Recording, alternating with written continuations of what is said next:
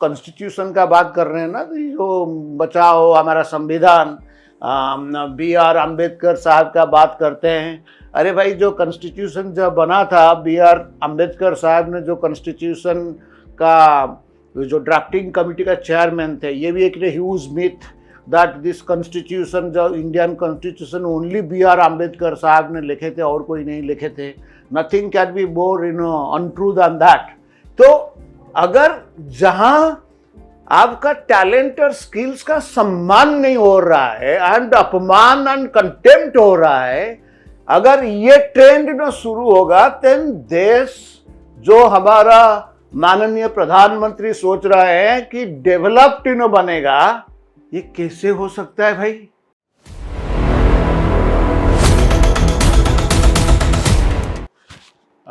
नमस्कार फ्रेंड्स, आज का जो राइट एंगल एडिशन है, I would like to share my thoughts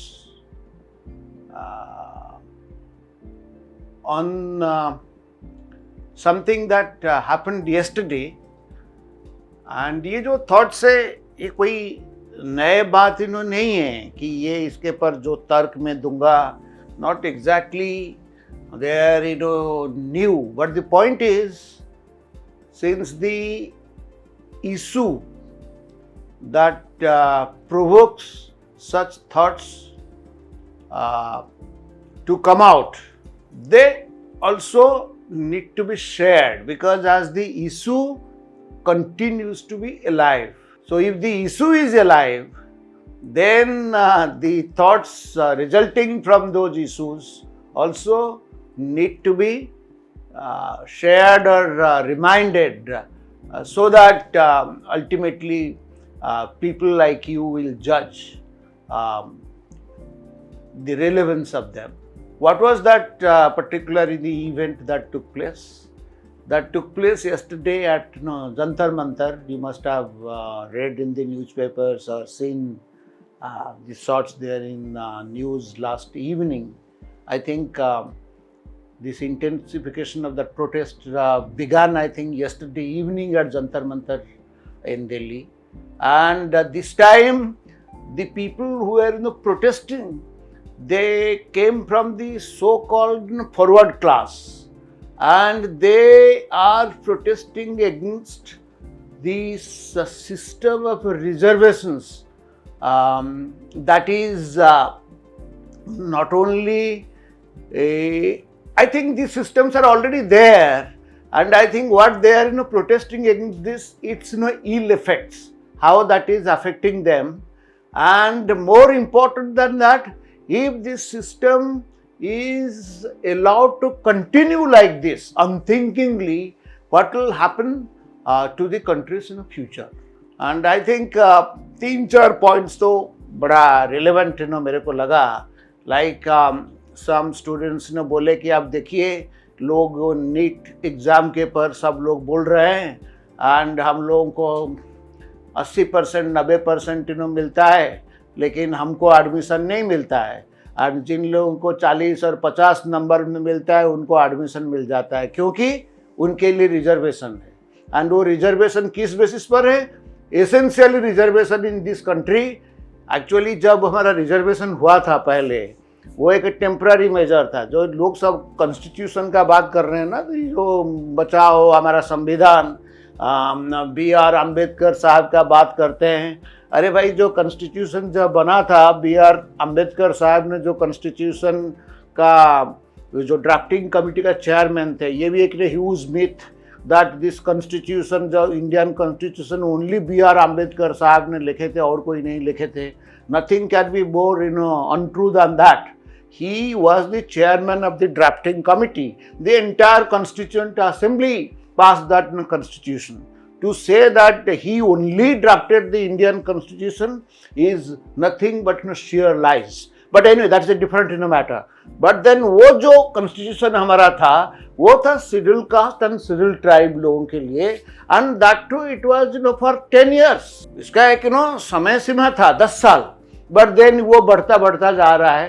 and not only वो तो जो गया ठीक है, but historic injustice, schedule caste, schedule tribe, बाद में हमारा जो 1990 से जो मंडल कमीशन हुआ, जो ओबीसी वाले आ गए हैं, एंड उनके लिए जो रिजर्वेशंस हुआ है, and that means nearly 50% of the seats in the educational institutions as well as in the government jobs, तो वो रिजर्व कर दिया गया है।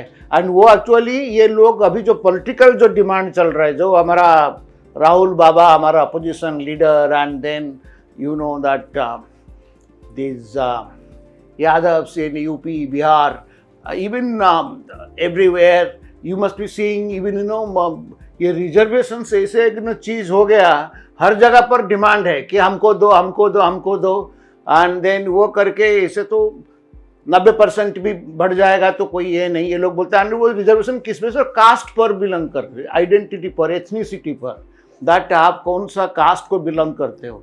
हाँ, आई कैन अंडरस्टैंड अगर कोई एक इकोनॉमिक क्राइटेरिया होता irrespective of all the caste, वो भी एक समझ जाता है कि इकोनॉमिक इक्वालिटी होना चाहिए, एंड उसमें वो होंगे तो जो भी गरीब लोग हैं, एंड वो ज़्यादातर अगर suppose the so called backward caste से होते हैं तो वो भी ऑटोमेटिकली आ जाएंगे। बट हमारा वो सिस्टम पालन नहीं किया जा रहा है। It is essentially a perverted system totally based on caste.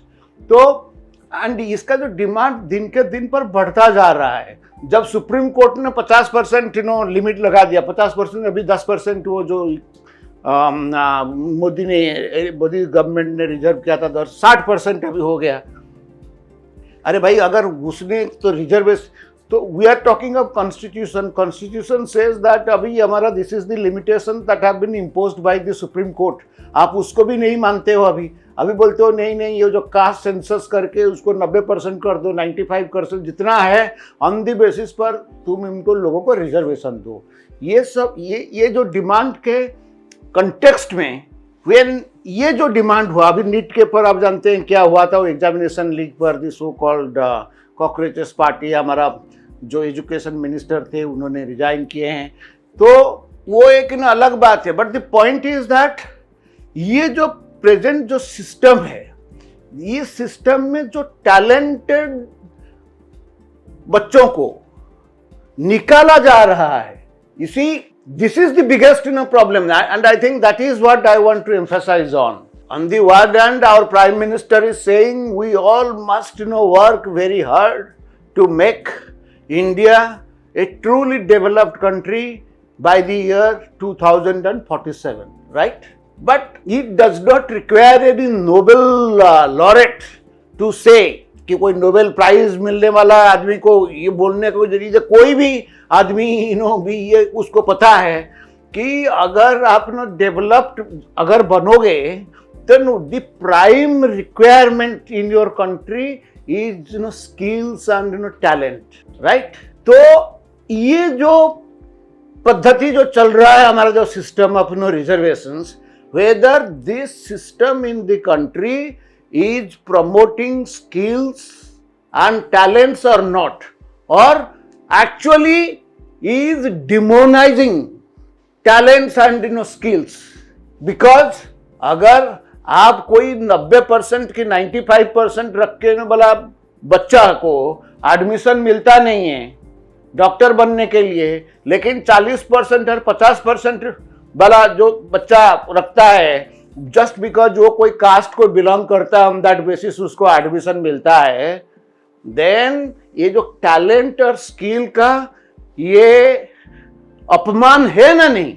अगर आप एंड ये तो मेरा ख्याल में अपमान का बात, that means you are I am using a very strong word, that it is demonising, मतलब जैसे this is something a big paap. मैं ज्यादा टैलेंटेड हूं, मैं अच्छा स्टूडेंट हूं, मैं अच्छा पढ़ाई लिखाई करता हूं, तो हमारा इंडिया का जो अभी सिस्टम है, एंड जो सिस्टम को लोग और परपेचुएट करते हैं फॉर इटर्निटी, उसमें अगर मेरे को कोई शाबाशी नहीं दे रहा है, बोलता है कि दे विल विद कंटेम्प्ट, छोड़ यार, तू ये क्या करेगा, बैठ घर बैठ।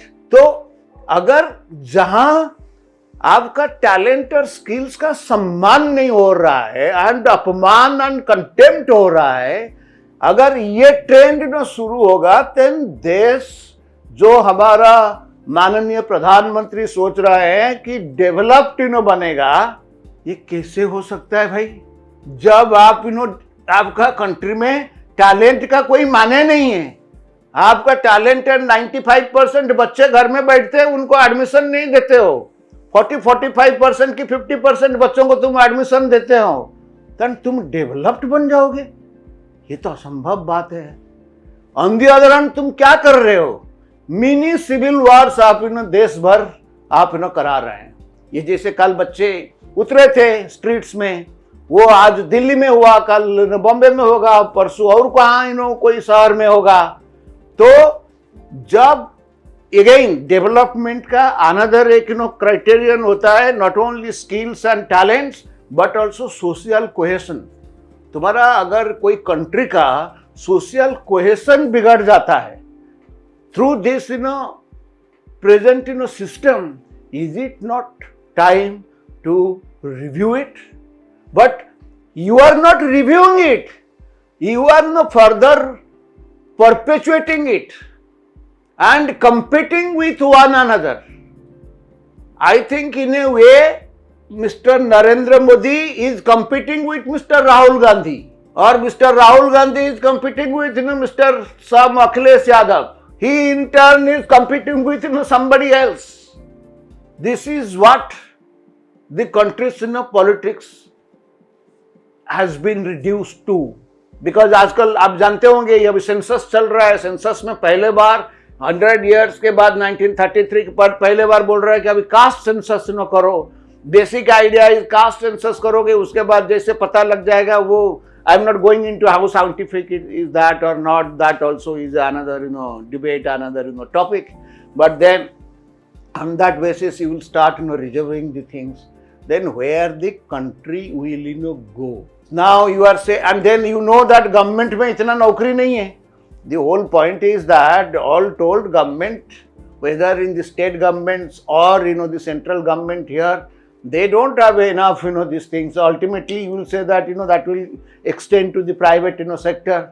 अगर आप बताओ, ये भी कोई नोबेल लॉरेट नहीं होना चाहिए कि मैं अगर कोई बिजनेसमैन हूँ, मैं अगर कोई इन्वेस्ट करूँगा, उस इन्वेस्ट में मेरा टैलेंट को मैं नहीं कर सकता हूँ, बट मैं रिजर्वेशन बेसिस पर लोगों को एम्प्लॉयमेंट दूंगा, मैं धंधा क्यों करूँगा यार, मेरा तो कोई प्रोडक्ट नहीं होगा। एंड प्रधानमंत्री बोलते हैं कि your quality should be so good that it will compete with the similar items all over the world, so that हमारा इंडियन सामान ज़्यादा दुनिया में बेचा जाएगा। भाई कैसे होगा यार? अगर तुम्हारा सिस्टम ऐसे है जहां टैलेंट का कोई आधार नहीं है, टैलेंट का कोई परवाह नहीं है, तो तुम्हारा प्रोडक्ट कैसे बनेगा? एंड तुम दुनिया में ऑन द अदर हैंड, ये जो इन्वेस्टर्स होते हैं, जो देसी वाला, ये मेरा ख्याल में आप क्या बोले, ये तो जाके बोलेगा अरे हम इंडिया में क्यों धंधा करेंगे, जाके नेपाल में करते हैं कि दुबई में करते हैं कि और कहाँ करते हैं, अफ्रीका में जाके करते हैं। ये भी हालत हो जाएगा। ये जो perverted system, it needs a, that's why I say that this system needs a review. भाई तो I think what actually needs, and another point, then I will conclude my thing. In a way you are talking of this, you think ये जो reservation के पीछे एक rational जो दे रहे हैं, जो उनका प्रोपोनेंट्स है, ये जो कास्ट वाले जो थे ना, ये इनको भाई हजारों सालों से पीड़ित थे। That itself is a matter of huge debate. As I said ना, ये भी एक huge myth है। अरे तुम your country was a colonial country, under colony, तब कौन सा the so called forward caste इतना exploit करते थे, सब country का resources को वो दखल करते थे। That also needs another debate that has to come under scrutiny. But छोड़ो, वो अलग बात है। And the point is this, and you say that आप जो point उनका जो argument था, इनको इतना exploitation हो रहा था पिछले, तो इनके लिए compensate करना चाहिए कि नहीं, so that there will be equality. But मेरा ख्याल में मेरा ये विचार है, actually you are also insulting this caste, the so-called, backward caste and others were insulting. By perpetuating this, reservation, what you are saying that if you belong to certain caste, आप अगर कोई यादव हो, कि आप अगर कोई कुर्मी हो, कि आप कोई शेड्यूल कास्ट हो, तो आप ऐसे हो, आपका कास्ट ऐसे है, आप जिंदगी में कभी विद्वान बन ही नहीं सकते हो। आपका एक लिमिट है, एक लिमिट के बियॉन्ड आप कभी जा नहीं सकते हो, आपका कभी इंप्रूवमेंट नहीं होगा, आप वही 40-50% से ऊपर कभी नहीं जाओगे। सो इसीलिए हम आपके लिए रिजर्व करना पड़ेगा, बिकॉज आप तो कंपीट नहीं कर पाओगे। आपका कास्ट का इतना इनहेरेंट लिमिटेशन से किसी हालत में आप कंपीट नहीं कर पाओगे, आप इनको टैलेंट मिलेगा नहीं बियॉन्ड ए पॉइंट, आपका स्किल्स एक्वायर नहीं कर पाओगे। मेरा ख्याल में अगर आप उसको थोड़ा सा ध्यान से अगर आप उसके ऊपर सोचेंगे, ये आपका सम्मान है ना, आपका अपमान है। That if I am a Yadav then I am so incompetent that I can not rise beyond a point, so you have to give me job because my capacity is capped at 50%। I am just giving an example. तो ये मेरे लिए सम्मान है ना अपमान है? And आप किस सिस्टम को ये प्रमोट कर रहे हो? So, finally, what I want to say is this, as I said, that these are very important questions. उसका आंसर हमको ढूंढना पड़ेगा, एंड ये जब आंसर ढूंढना पड़ेगा, and at the same time I am not saying that in लोगों के लिए कोई न्याय मिलना नहीं चाहिए, जरूर न्याय मिलना चाहिए, बट देन हमारा जो सिस्टम जो है, ये जो रिजर्वेशन इन एजुकेशन एंड जो एजुकेशन इंस्टीट्यूशन जॉब करके, that is not the only major of और only instance of social affirmation. जो बोलते हैं ना सोशल अफर्मेशन में, that is not, there are no various other ways, and particularly when one is coming back to this developed India, then time has come कि आप देखिए there are certain sector. हमारा army में reservation नहीं है भाई, अगर आर्मी में रिजर्वेशन होगा देन तो गॉड नोस क्या होगा। और जुडिशियर में रिजर्वेशन नहीं है, though people are demanding it. Imagine आप जुडिशियर में रिजर्वेशन बेसिस के जस्टिस बन जाओगे, लेकिन एक पेज जजमेंट लिख नहीं सकते हो, तो क्या हालत होगा। Thank God this situation has not gone there. Similarly particularly जो स्टेम सब्जेक्ट्स है, साइंस, टेक्नोलॉजी, मैथमेटिक्स एंड ये जो STEM engineering, science, technology, STEM जो सब्जेक्ट्स है, इतने जो रिलेटेड जो सब्जेक्ट्स है which are very crucial for country's development. तो आपका जैसे मेडिकल साइंसेस है, top, these are the things where this concept of reservation, the present thing needs a review. You have to stop things somewhere. You cannot have a person getting 40-50% becoming doctor, and and उसके पास कितने लोग जाएंगे भाई, आप दिखाओगे वो आपका जीवन रक्षा कर पाएगा ना, आपका जीवन रक्षा करने में कितना समर्थ होगा। एंड वेन इनसे जो ज्यादा समर्थ वाले जो डॉक्टर्स बैठे हैं उनको नौकरी नहीं मिल रहा है बिकॉज ऑफ रिजर्वेशन, कि पढ़ाई भी नहीं कर पा रहे हैं। तो ये जो परवर्सिटी है, ये परवर्सिटी को कहाँ ना कहाँ आपको रोकना पड़ेगा। हम जो टेक्नोलॉजी बात कर रहे हैं अभी इतना है, हमको जाना पड़ेगा स्पेस है, इंजीनियरिंग है, बायोटेक है, अभी AI आ गया, इसमें भी आप we need skills, and then we also have to realize that कोई भी कंट्री डेवलपमेंट नहीं होता है जब वहाँ के जितने सब बच्चे हैं सब सरकारी और प्राइवेट नौकरी के पीछे भागे हैं। नो, आई मीन आपने जितने देखिए ये सब वो बिल गेट्स हुआ कि ये अभी जो एक्स वाला का जो है, जो they never went for jobs, they became entrepreneur, enterprising nature. You have to create skill. It's a very good thing. लोग बोलते हैं आजकल, हमारा जो मोदी साहब बोल रहे हैं ये सब लोग कर रहे हैं, नए बच्चे स्टार्टअप शुरू करते हैं. We need things like that. More thrust should be given on those fields where people will start thinking beyond jobs, doing jobs for others, rather being as much job producing जो भी है आपका जो खुद करना पड़ेगा. आप you will have to give instead of being a job seeker one should try to be a job giver. I think there are many aspect. That is how a country develops. And इसके लिए जो सार जो होता है, जो most important जो criterion है इसके लिए है स्किल्स एंड टैलेंट्स. एंड उसको आपको प्रमोट करना पड़ेगा. स्किल्स एंड टैलेंट्स को आपको सम्मान देना पड़ेगा. जब तक आप वो करेंगे नहीं, forget about it.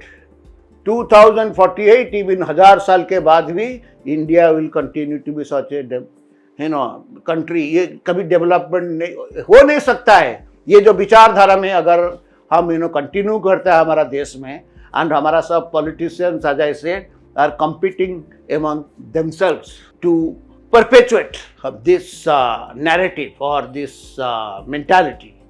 I'm sorry, India cannot become I personally am never a pessimist. I am always an optimist person. But the point is, the ground reality, what is happening and what our leaders are propagating is not conducive to the path towards the country's emergence as a developed country in the year 2047. So let's all think about it, and hopefully when we realize, we'll have to review and come out with some solution. So let me stop here today. Thank you. Namaskar.